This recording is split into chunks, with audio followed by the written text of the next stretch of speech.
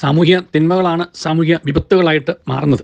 ഈ സാമൂഹ്യ വിപത്തുകളിൽ നിന്നും നമ്മൾ സമൂഹത്തെ രക്ഷിച്ചില്ല എന്നുണ്ടെങ്കിൽ സമൂഹത്തിൻ്റെ ഇന്നത്തെ സ്ഥിതിയല്ല നാളത്തെ സ്ഥിതിയും ദയനീയം തന്നെയായിരിക്കും.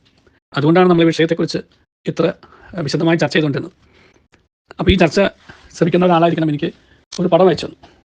ആ പടം അയച്ചു തന്നത് ഇപ്രകാരമുള്ള ഒരു പോർണോഗ്രാഫിക് പ്രോസ്റ്റിറ്റ്യൂഷൻ സ്ഥലം നടത്തുന്ന അവിടെ വെച്ചിട്ടുള്ള ചില പ്രാർത്ഥന വിഗ്രഹങ്ങളെന്നോ അല്ലെങ്കിൽ എന്തായാലും ദൈവത്തിൻ്റെ സഹായം അപേക്ഷിച്ചുകൊണ്ടുള്ള ഒരു പ്രാർത്ഥനാ സ്ഥലമുണ്ട് അത്ര. അതിൻ്റെ പടമാണ് അയച്ചത്.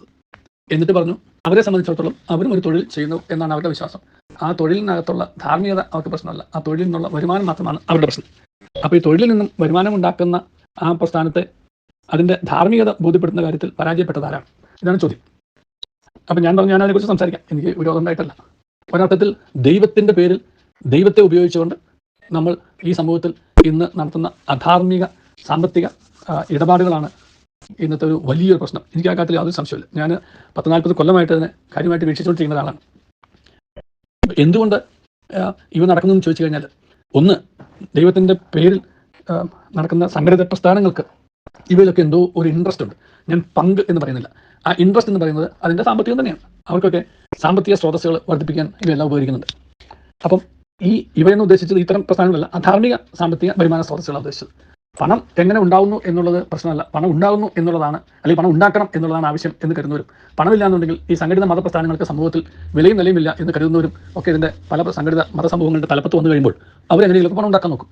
എങ്ങനെയെങ്കിലും പണം ഉണ്ടാക്കി അവർ വിചാരിക്കുന്നത് അവരുടെ കാലഘട്ടത്തിൽ അവർ നയിച്ചിരുന്ന പ്രസ്ഥാനങ്ങൾക്ക് ഒരു നല്ലൊരു ഒരു ഭദ്രത ഉണ്ടാക്കുന്നതാണ്, നിലയുണ്ടാക്കുന്നതാണ്. പക്ഷേ അവർ മറന്നു പോകുന്നത് അവരുടെ കാൽ കീഴിൽ നിന്നും അവരുടെ മണ്ണ് ചോർന്നുപോയി. അവരുടെ വിശ്വാസ്യത, അവരുടെ അടുത്ത് നിൽക്കുന്നവർ, കാരണം അവരുമായി ബന്ധപ്പെട്ട അത്തരം പ്രസ്ഥാനങ്ങളിൽ ജോലി ചെയ്യുന്ന സാധാരണക്കാരായിട്ടുള്ള മനുഷ്യർ, അവരുടെ ആത്മീയതയാണ് അവർ നശിപ്പിച്ചത്, സ്വന്തം ആത്മാവിനെ കൂടാതെ തന്നെ. ആ കാര്യമാണ് അവരെല്ലാവരും മറന്നുപോകുന്നത്.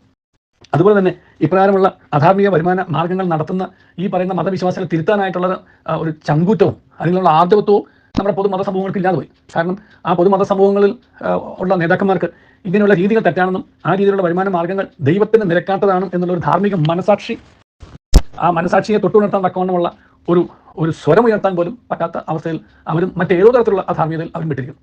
ഇതൊരു വല്ലാത്ത വിഷയ സർക്കിളാണ്. ഇന്ന് നമ്മുടെ സമൂഹത്തിൽ തല ഉയർത്തി നിന്നുകൊണ്ടും ചങ്ക് പിരിച്ചുകൊണ്ടും ഇത് തെറ്റാണ്, ദാറ്റ് ഈസ് റോങ്, ആ തെറ്റിൽ നിന്ന് നീ പിന്തിരുന്നില്ല എന്നുണ്ടെങ്കിൽ നീ നശിക്കും എന്ന് പറയാൻ തക്കവണ്ണവും ആ തെറ്റിൽ നിന്ന് അവരെ തിരുത്താൻ തക്കവണ്ണവും ഉള്ള ഒരു ആത്മബലമുള്ളവരും ആത്മവിശുദ്ധിയുള്ളവരുമായിട്ടുള്ള മത നേതാക്കന്മാരാണ് ഇന്ന് സമൂഹത്തിന് വളരെ ആവശ്യം. കാരണം മനുഷ്യന് ആത്യന്തികമായിട്ട് എവിടെയൊക്കെയോ ഒരു ആധ്യാത്മികതയ്ക്ക് വേണ്ടിയിട്ട്, ആധ്യാത്മിക തൃപ്തിക്ക് വേണ്ടിയിട്ടുള്ള ഒരു ദാഹം മനുഷ്യൻ്റെ മനസ്സിലുണ്ട്. അതുകൊണ്ടാണ് അങ്ങനെയുള്ള പ്രസ്ഥാനങ്ങൾക്ക് ഏർപ്പെട്ടിരിക്കുന്നവരും അവരുടെ പ്രാർത്ഥനയും പൂജയും ഒക്കെ നടത്തുന്നതും ഒക്കെ.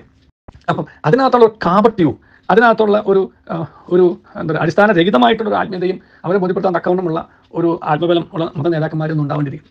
ഞാൻ ചിന്തിച്ച പല പരിഹാര മാർഗ്ഗങ്ങളിൽ ഒന്നിതാണ്, ഒരു തിരുത്തൽ നമ്മുടെ ആധ്യാത്മികതയിൽ വേണം. ആ തിരുത്തൽ നമ്മുടെ ആധ്യാത്മികതയിൽ വരുത്തുന്നില്ല എന്നുണ്ടെങ്കിൽ അധികം താമസിയാതെ മനുഷ്യന് ദൈവത്തിലുള്ള ആ വിശ്വാസം പോലും നഷ്ടപ്പെടും. കാരണം എല്ലാ മതങ്ങളുടെയും ഉദ്ദേശം മനുഷ്യനെ ദൈവത്തിലേക്ക് കൊണ്ടുപോകുക, ദൈവവിചാരത്തിൽ ജീവിക്കുക, ദൈവവിചാരത്തിൽ ജീവിക്കുന്ന വഴിയായിട്ട് ദൈവത്തിന് നിരക്കാത്തതിൽ നിന്ന് മാറി നിൽക്കുക എന്നുള്ളതാണ്. പക്ഷേ അതിന് അവരെ സഹായിക്കണമെന്നുണ്ടെങ്കിൽ എന്താണ് തങ്ങളുടെ ഭാഗത്തുനിന്നുണ്ടാവേണ്ട തിരുത്തൽ എന്ന് ചിന്തിക്കാൻ തക്കവണ്ണമുള്ള ആ തുറവിയും വിശുദ്ധിയും ആത്മശക്തിയും നമ്മുടെ എല്ലാ മതസമൂഹങ്ങളിലുള്ള മത നേതാക്കന്മാർക്ക്, ദൈവത്തിൻ്റെ പേര് പറഞ്ഞ് നടക്കുന്ന മത നേതാക്കന്മാർക്ക് ഉണ്ടാവട്ടെ എന്ന് ആത്മാർത്ഥമായിട്ട് നമുക്ക് ആശംസിക്കാം, പ്രാർത്ഥിക്കാം. ദൈവം നമ്മെ അനുഗ്രഹിക്കട്ടെ. നല്ല ദിവസം എല്ലാവർക്കും നേരുന്നു.